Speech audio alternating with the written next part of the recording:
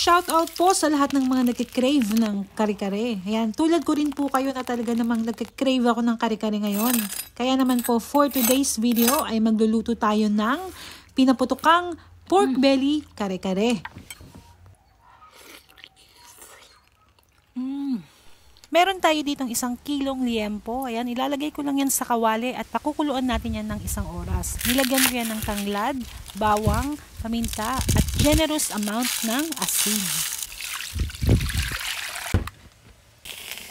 Makalipas ang 1 oras na pagpapakulo dito sa liempo ay hahanguin na natin ito at patutuyuin natin ito sa air fryer. Iset lang natin ang temperature nitong ating air fryer sa 110 degrees Celsius at patutuyuin lang natin yan ng 2 oras.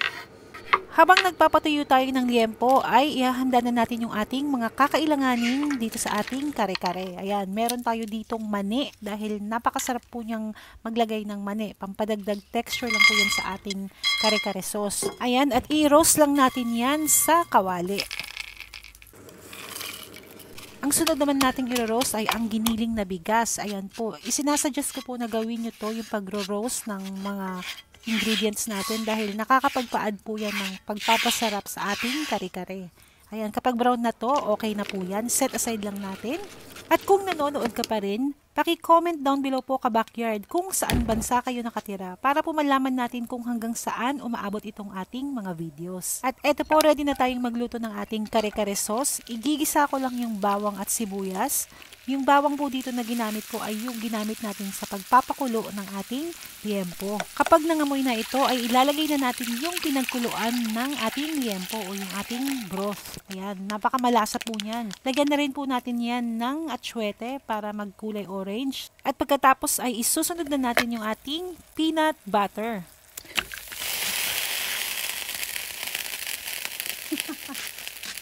Hindi ko na po inedit yan mga ka-backyard dahil gusto ko lang pong i-share yung mga kadalasang nangyayari sa pagba-vlog po. Ayan. At ayan po, naglagay na tayo ng peanut butter. Halu-haluin lang natin yan ng maigi para talagang mag-combine yung ating peanut butter dito sa ating ginagawang sauce. Ayan po. At syempre po, gawin nyo po itong routine sa pagluluto. Tikman po natin para alam natin kung ano pa yung mga ilalagay natin. Nilagyan ko lang yan ng asukal dahil kailangan niya ng tamis. At inilagay ko na rin yung ating giniling na bigas. Halu-haluin lang po natin yan hanggang sa mag-combined. Medyo nakulangan po ako sa ating peanut kaya nagdagdag pa po ako ng peanut butter. Ayan po. Siguraduhin po nating i-mix natin ng maigi para talagang walang mamuumuong peanut butter na makita sa ating sauce. I-simmer po natin iyan ng mga 10 to 15 minutes pa para po ma-develop po yung mga ingredients po na inilagay natin. At makalipas ng 15 minutes na pag-simmer natin, ayan po, unti-unti nang lumalapot ang ating kare-kare sauce. Muntik ko na rin makalimutan ng ating paminta. Ayan, lagyan po natin ng paminta para mas lalong sumarap itong ating sauce. At ang susunod na nating gagawin ay magpapaputok na tayo ng ating liempo o pork belly. I-set aside lang po muna natin ito. Ayan, papuputokin na po natin itong ating pork belly. Sana po pumutok. At huwag akong matalsikan, ano? Ayun yung mantika.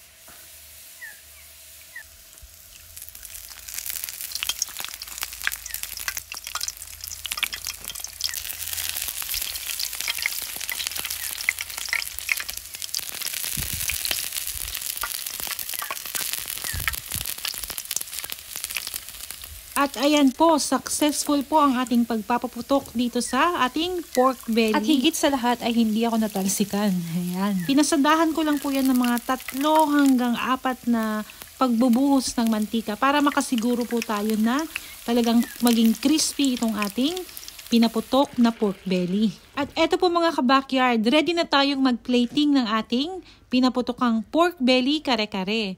Inilagay ko lang yung ating in-steam na gulay. Yung talong po ay ipinirito ko yan. At eto po yung ating pinaputok na pork belly.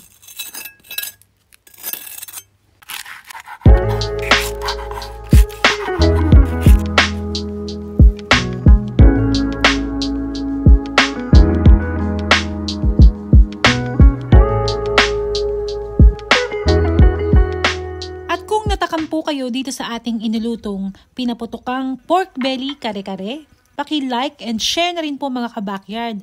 Tara po at tikman na po natin ito. Ito po. Tikman na po natin.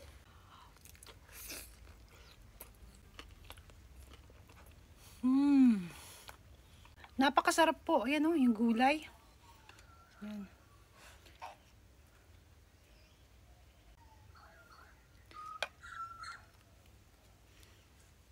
Lagyan natin ng bagoong.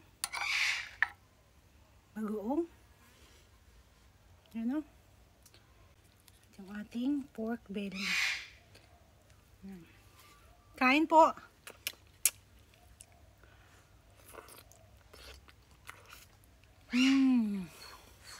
Sobrang sarap.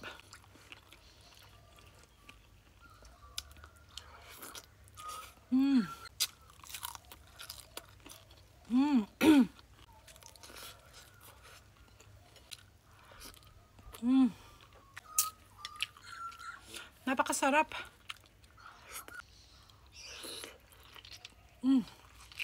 Yung ating pork belly, oh.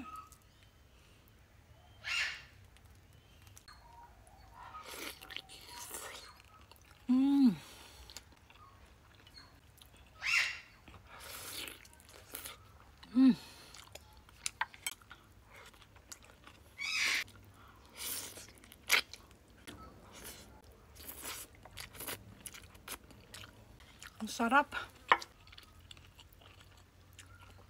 Kain po.